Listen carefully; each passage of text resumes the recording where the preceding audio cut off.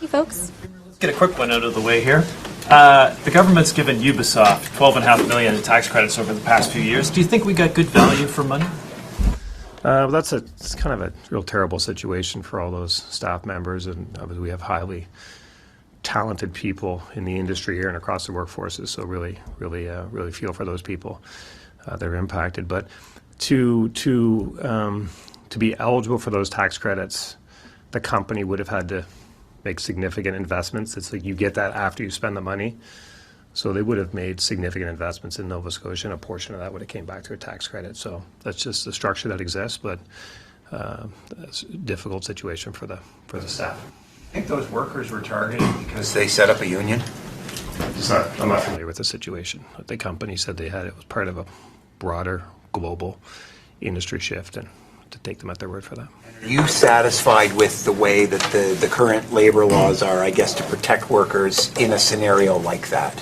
There's concern. You've been in the legislature long enough. You've heard these concerns in the past. I'm sure that maybe the penalties aren't strong enough to deter a company if they wanted to take that type of a step. Are you satisfied with the protections in place? The flexibility to decide their operations. I mean, if you try to penalize them too much for making corporate decisions, none of them will come here. Like, there's another side of that coin too. So it's just a difficult situation. When do you intend to open bids for offshore wind? We're working with the regulator. Obviously, the regulator is independent and oversees all that process. But that they require approval of government to open the bids. Yeah, well, they will. We'll work. We're ready when they're ready. I mean, obviously, I've invested a significant portion of time and energy and effort in promoting the industry. I'm very, very bullish on Wind West, as are lots of people. They'll run that process. I'm guessing there's still a little bit of work to do before it gets open, but I'm ready for it to be open as soon as possible. It's my expectation that during 2026, it's a big year for our province on the energy file. Significant opportunities for our province in the offshore oil and gas bids should be in 2026. Offshore wind should be in 2026. Onshore gas, lots of opportunity in the energy space. So I'm optimistic, incredibly optimistic about the interest that we're hearing in all of those areas. But the regulator will run that process, and they're seeking approval. They'll have it when it's ready. Pre-qualifications just closed yesterday, and one company that I'm aware of has come out and said, we applied. Are you aware of other companies that applied for it, and are you satisfied with the turnout? Well, the regulator runs that process, so they don't come to me or come to the government. But what I am aware of, what I've heard from industry and others, is that there has been significant interest. It's a big opportunity. This is a global opportunity. It's if you talk to people in the offshore wind, this is one of the top opportunities in the world, if not the top. It's a very, very significant opportunity for our province and our country. On illegal dispensaries, how did you determine how many there are in the province? It's an interesting question because it's when you're an illegal drug dealer operating illegally in a province, you don't register with the province, right? I don't know if that might surprise some people, but illegal drug dealers don't tell the province where they're setting up shop and when they're operating. So we wanted to understand the magnitude of the problem, and this is a problem. We have illegal drug dealers operating in our province. You can drive down the 102. I don't know if anyone's had an opportunity to drive down the 102 towards Truro. Just look around. You'd see a number of them yourself. But we're less concerned with the number and more concerned with the fact it's operating. So put a number on it when you issued the directive. It doesn't matter to me if it's 118 or 18. It's illegal to operate those dispensaries in this province. And that's a fact that seems to have been lost a lot by many people reporting on it. Sometimes at the end of a story, I'll see just a little tiny footnote that judges have decided that this is illegal in the province. If there was one brothel, would that be too many? It's illegal. It's illegal to operate those in the province. We did a rough conservative account. I believe the number is much higher, to be honest. But there was a conservative count done just from a number of mechanisms to understand the scope of the problem. Guess what? It's a big, big problem. There's at least that many. So we could say over 100, we could say over 50. Personally, I'd be concerned with over 1. So it's a big number. I'm interested in the mechanisms. Why did you include a number? Just to show people the scope of the problem. For the new year, you said that some of the illegal cannabis seized from these dispensaries were found with fentanyl, and law enforcement said that wasn't the case. Where did you get that information from? So I think what was, I guess this is a case of words matter. So certainly I'm personally hearing from lots of people in law enforcement who have identified the problem, talk about the problem. I actually hear from families, from people who had a bad hit, if you would. And when you like, so I didn't if I implied, I didn't say it, that there hasn't been many busts and raids and seizures, right? So, but obviously, if somebody ends up somewhere seeking medical help or in some distress, and somebody says, "Where'd you get the gummy?" and they say, "This is where I got it," then the logical point is, well, that's where it came from. So, but this is an unregulated market. The product is not tested. So, if somebody said, well, could it be, think of the growing conditions that are not regulated, they're not overseen by anyone, mold, mildew, pesticides, these are all risks.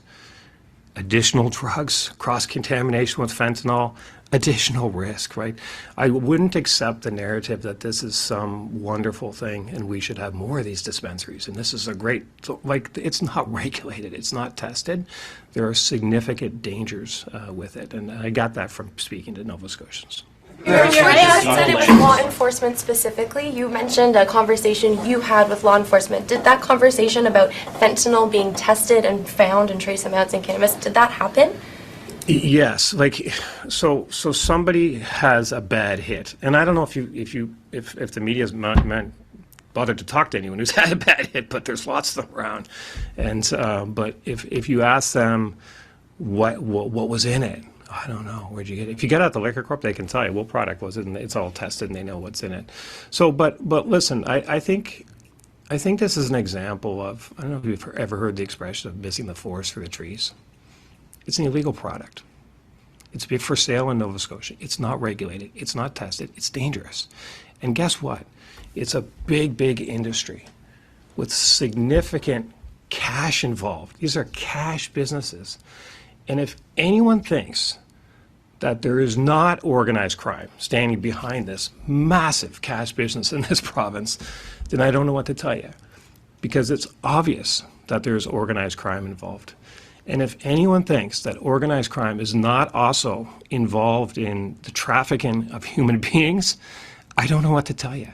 So when we write stories and we make this narrative that this is actually an okay thing happening in our province and we should have more of it, we should nurture it, and we should grow this industry, it's a disservice to Nova Scotians. Read that story. Premier, we're asking you to disservice to justify Nova the Scotians. specific claims that you have made about there being fentanyl-tainted weed and that there is a direct link to human trafficking.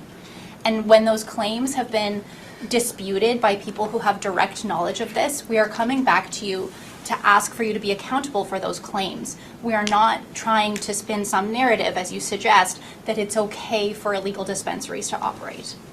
It's not okay. I'll double down, triple down. These are dangerous products. They're illegal as determined by the courts. They should not be for sale in our province, and they are, and it's wrong. Before we run out of time here, I was wondering if you could ask about Nova Scotia Power. Jesse, I know you've had your hand up. Do you have a question? Yeah, I wanted to ask you about the casino lands. Has your government been in discussions with the Navy regarding expansion of their dockyard to that location at all? I'm not aware of that. I don't think so. Do you have any idea There's what many your uses for that Sorry, land. go ahead. It's a high value land. I'm not aware of any plan for that, other than that the casino will move and the lands will ultimately be sold. Can we ask you about Nova Scotia Power? I'm wondering why, as Energy Minister, you didn't make a presentation to the regulator. I think my position on Nova Scotia Power and power rates is very well known. The hearing was to hear from a number of witnesses, so we thought it was important to listen to the different perspectives and hear what people have to say. There'll be closing submissions. We'll make one in that process. You make an opening submission, though, to help shape. I just want to listen to hear what people like the consumer advocate had to say, what others had to say. And what do you want the board to do here? What outcome are you looking for? Well, we don't support a power rate increase. We've been pretty clear on that. We've taken a number of steps as a government to try to keep power rates down. A number of steps there. We'll continue to do that, look for ways where we can keep power rates down. But there's lots of moving parts on the file, and I think the solution to the power rate issue in this province is expanding the grid. That's why we're talking about developing our own resources, onshore gas. That's why we're talking about all kinds of opportunities we have as a province. Is the government going to be involved in funding the coal-fired power plants? The securitization of their debt. I'm not in favor of that securitization. I think I'm not. So I think if you look back on this file over, certainly back to the, at least as far as the original settlement that that happened under the NDP government, you would see a pattern of, let's call it, unique accounting practices that have enabled assets to be kept at higher values. And of course, higher value assets, higher valuation on the plants and all the assets that they have leads to higher profits for Nova Scotia Power. And I think initially under the NDP settlement, that's where this kind of took root, that there was obviously part of the settlement was to allow them to keep their assets higher for longer. And then along came the Liberals when there was a very, very significant event happened there with the federal government and the mandates around coal, and that had a significant impact on the coal assets and the life of those assets. And nothing happened. The Liberals just said, just keep the values the way they are. Don't worry about that. So now, in today's terms, the securitization is an arrangement that would allow that type of thinking to keep higher values for longer, and I don't support it.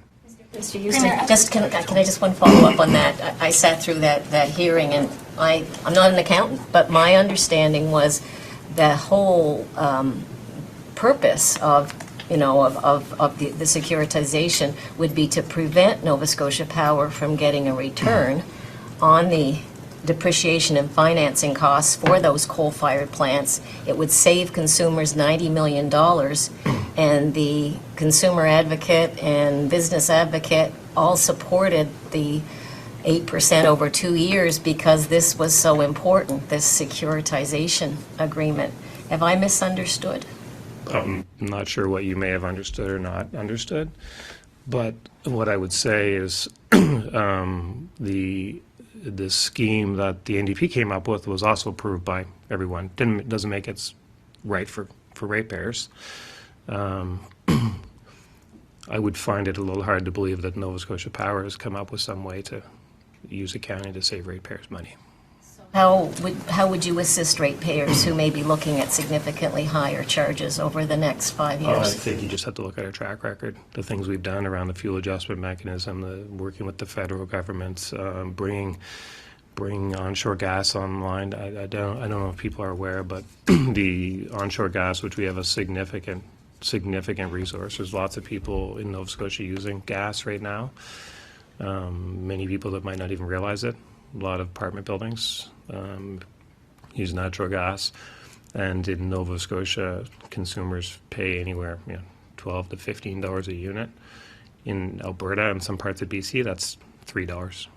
So imagine. Hamstrung by your financial situation to help people in a short-term way. If I could just finish on that. Imagine if we could develop our own resource and those consumers that are using natural gas, and then we could expand it. We're only paying even 5 or 6 compared to. So that's a significant opportunity for Nova Scotians.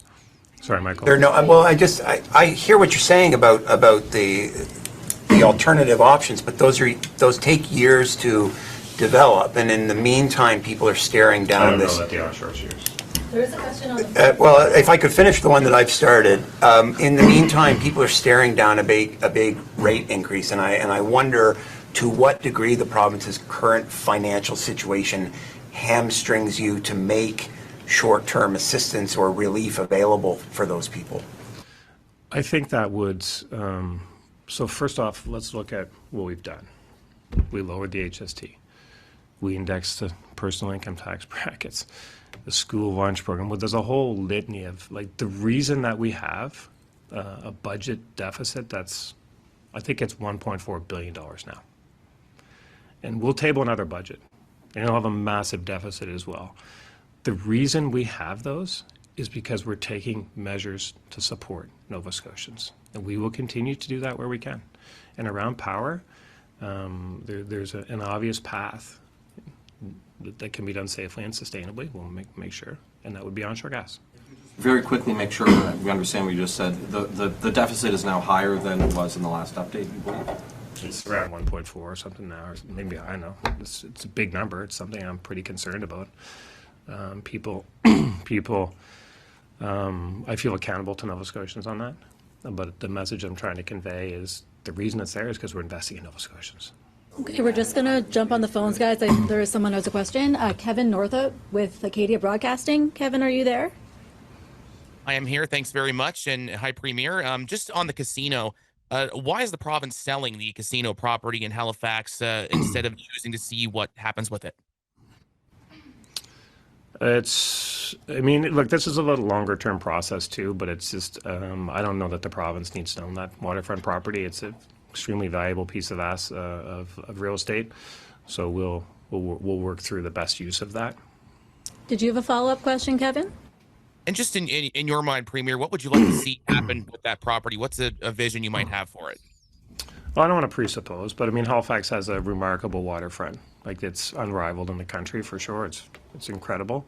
So obviously, a best use like that where people can enjoy it and can have something to be proud of. That's all the time we have. Thanks very much. Thanks, everyone. Thanks, Premier. Hey, guys. Thanks, guys. We're not at 20 minutes. We haven't done this in like 4 weeks. Schedule and we have metal and bravery. Question. Before then.